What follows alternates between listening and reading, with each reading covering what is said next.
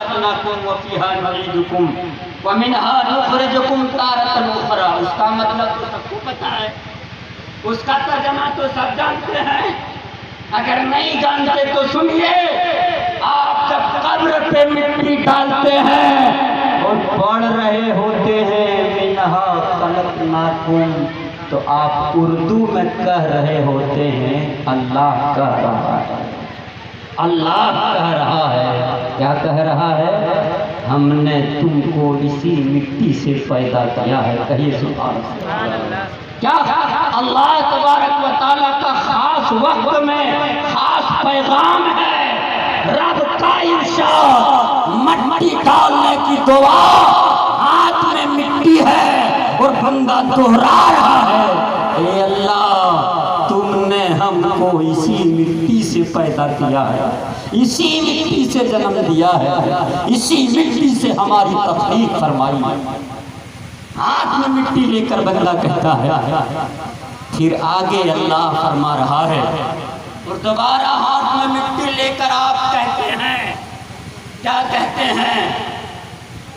وَفِيهَا نُعِيدُكُمْ, مٹی ہاتھ میں ہے اور آپ کہہ رہے ہیں اللہ کہہ رہا ہے, آپ دہرا رہے ہیں, اے میرا بندہ ہم نے اسی مٹی سے پیدا تو کیا, پھر اسی میں تم کو لے آیا, اسی میں لے آیا, اسی میں لوٹا دیا.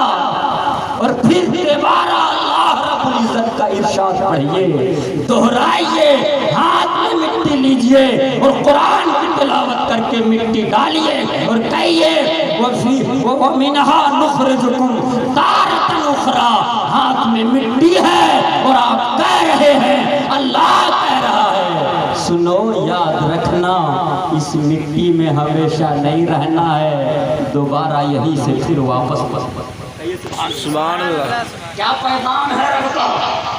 موت, مرنے والا چلا گیا, مرحوم ستار الدین صاحب چلے گئے, آپ قبر میں مٹی ڈال رہے ہیں, آپ دعا پڑھ رہے ہیں, اللہ کے ارشاد کو دہرا رہے ہیں اور کہہ رہے ہیں ہم کو اسی مٹی سے تو نے جنم دیا ہے, اسی میں جانا ہے, اسی سے نکالوں گا.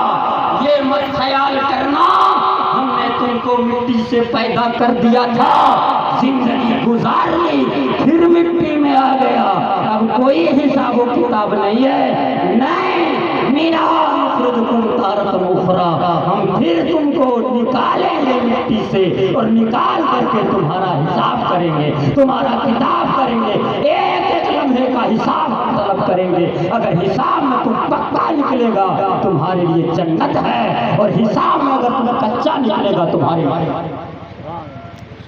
آیت کریمہ کا خاص پیغام ہے, اسی مٹی سے پیدا کیا.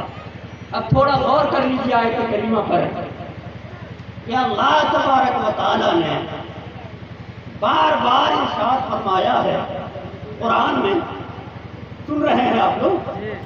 بار بار قرآن میں جگہ جگہ اللہ نے ارشاد فرمایا ہم نے تم کو مٹی سے پیدا کیا, ہم نے تمہاری تخلیق طین سے کی ہے, تراب سے کی ہے. جگہ جگہ اللہ نے کہا. اللہ تعالیٰ نے کہیں کہا کہ تم لوگوں کو معلوم ہے کہ ہم نے کس چیز سے جنم دیا ہے؟ قرآن کے 30ویں پارے میں اللہ نے فرمایا فَلْيَنْظُرِ الْإِنسَانُ مِمَّا خُلِقَ. انسان کو غور کرنا چاہیے کہ ہم نے کس چیز سے پیدا کیا ہے, غور کرنا چاہیے, فکر کرنی چاہیے, غور و خوض کرنا چاہیے کہ اللہ نے ہم لوگوں کو جو جنم دیا ہے کا چیز سے جنم دیا ہے, غور کرنا چاہیے اللہ نے.